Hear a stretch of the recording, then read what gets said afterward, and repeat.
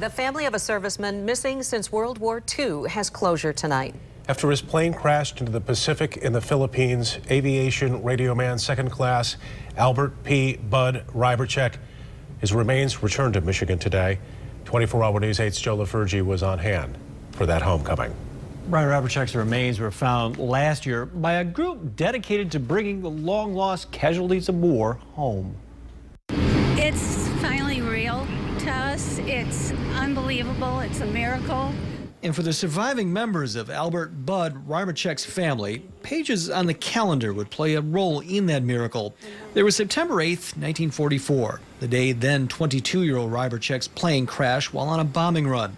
August 16th, 2017, the day his family learned his remains were found.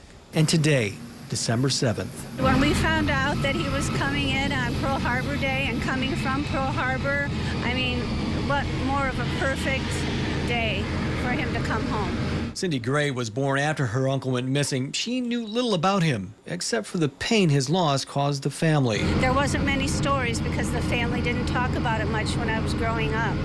All they talked about was remembering the day they came to tell them that he was missing. Then came that day back in August when Project Recover, an organization that combines historical research and modern-day technology to help find the remains of lost service members, informed the family Bud was coming home. We just cannot thank them enough that they do this just out of, that you can see the emotion when they find the guys.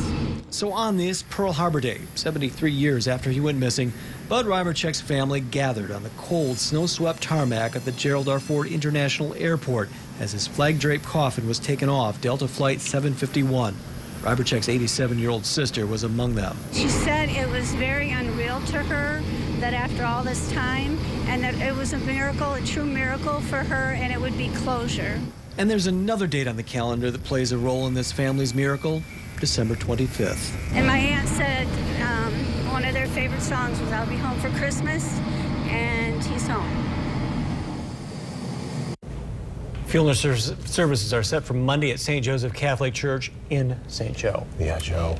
It gives us, kind of a fresh perspective, and it keeps the sacrifice of war fresh, especially for those of the greatest generation. Well, and for many generations on, because Cindy and I talked about the education this may provide for a lot of the kids from the school there at St. Joseph Catholic School will be in attendance at the funeral.